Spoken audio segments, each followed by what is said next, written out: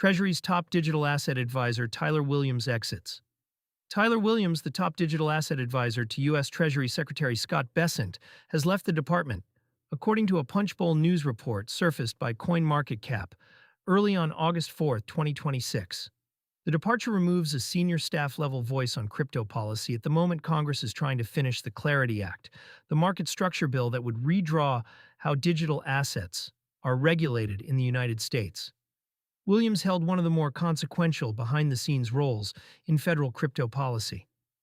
As Bessent's advisor on digital assets, he sat at the point where Treasury's stance on stablecoins, market structure, and tax treatment gets shaped before it reaches lawmakers and other agencies. The exit does not come with a stated reason in the initial reporting, and neither Williams nor Treasury has publicly detailed what comes next for the role. Timing that raises the stakes. The exit lands during an unusually active stretch for crypto legislation.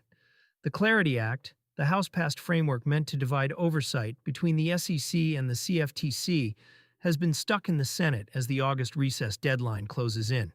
Reporting through late July and early August described a bill losing momentum, with no floor vote scheduled for Monday, and Senator Cynthia Lummis publicly accusing Democrats of stalling to avoid a vote. Treasury is not the committee writing the bill, but the department's technical input carries weight on questions the Clarity Act leaves open. How tokens get classified, how stablecoin issuers are supervised, and how the tax code treats on-chain income. Losing the person coordinating that input at Treasury, right as senators run down the clock, thins the executive branch's bench on an already fragile process. A role that shapes rules, not headlines. Williams was not a public-facing figure the way agency chairs are, and that is precisely why the exit matters. Staff advisors at Treasury translate political direction into workable policy detail. They handle the wording that determines whether a stablecoin reserve rule is practical, whether a reporting requirement is enforceable, and where the line between a security and a commodity actually falls in practice. The Clarity Act debate has repeatedly turned on that kind of detail. An earlier version of the bill drew attention for banning federal officials from issuing their own crypto while carving out one royalty income exemption, the sort of provision that gets negotiated at the staff level long before it reaches a floor speech. A vacancy in Bessent's digital asset seat means that work now runs through whoever fills the gap, or slows while the department reorganizes. Continuity risk at a bad moment. Personnel churn in a specialized policy role tends to cost time more than direction.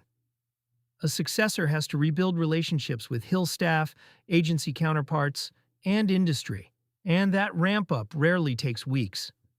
If the Clarity Act does slip past the recess and into the fall, as much of the recent reporting suggests it might, a new Treasury advisor would be picking up a complex negotiation already in progress. There's also the question of what the exit signals about internal alignment.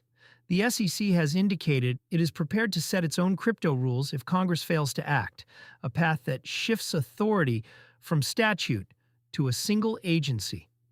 A weakened Treasury voice on the legislative track could tilt the balance toward that agency-led outcome, which produces rules a future administration or court can more easily reverse. Market shrugged.